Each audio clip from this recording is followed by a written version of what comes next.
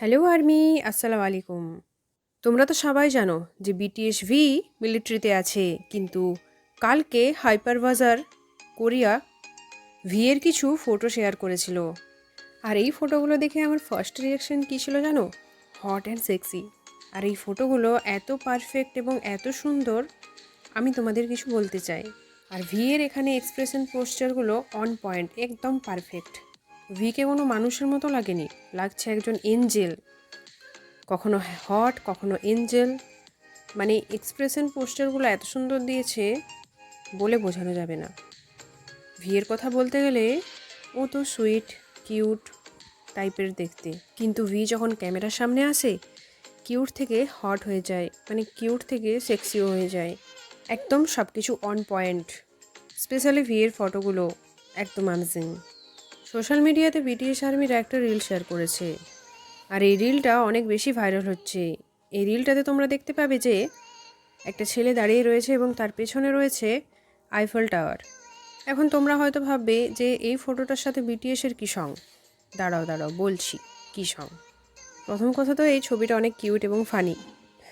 এই যে ছেলেটাকে দেখতে পেয়েছো, তার পিছনে যে ওয়ালটা রয়েছে সেখানে জাংকুকের নাম লেখা রয়েছে। আর্মিদের চোখ থেকে কেউ পার পাবে না, বিশেষ করে বিটিএস। এটা কি করে দেখতে পেলো ভাই? আমাদের তো চোখেই পড়বে না, আর্মিদের চোখে কেউ টেক্কা দিতে পারবে না। ফাইনালি বিটিএস ভি এর ঘর দেখতে পেয়ে গেলাম। তাই বলো তো, BTS monument beyond the star. সেখানের একটা এপিসোডে ভি তার ঘরের ট্যুর করিয়েছে। এছাড়াও ভি বলে যে তার ঘরটাকে ডিজাইন করার জন্য 6 মাস ধরে সে ইন্টেরিয়র ডিজাইন নিয়ে পড়াশুনো করেছে, যাতে সে তার ঘরটাকে নিজের মতন করে সাজাতে পারে। বিটিএসের যতগুলো স্কাল্পচার আছে সাউথ কোরিয়াতে, সেই জিনিসগুলোকে যেন হাঁটিয়ে দেয়, এই রিকোয়েস্টও করেছে হাইব তাদের লোকাল গভর্নমেন্টের কাছে। হাইব বলতে চেয়েছে যে বিটিএসের যতগুলো স্কাল্পচার বানিয়েছে ট্যুরিস্টদেরকে অ্যাট্রাক্ট করার জন্য, এইগুলো সব বিনা পারমিশনে বানানো হয়েছিল। এই কিছুদিন ধরে দ্য ক্যাম্প অ্যাপ্লিকেশনের সাথে হাইবের কিছু কন্ট্রোভার্সি সামনে এসেছে। দি ক্যাম্প এই অ্যাপ্লিকেশনটা মিলিটারিদের জন্য। সেখানে তোমরা সোলজারদের ইনফরমেশন দেখতে পারবে এবং তাদের ফটোস দেখতে পারবে। বিশেষ করে বিটিএসদের ফটোগুলো সেখানেই রিলিজ হয়।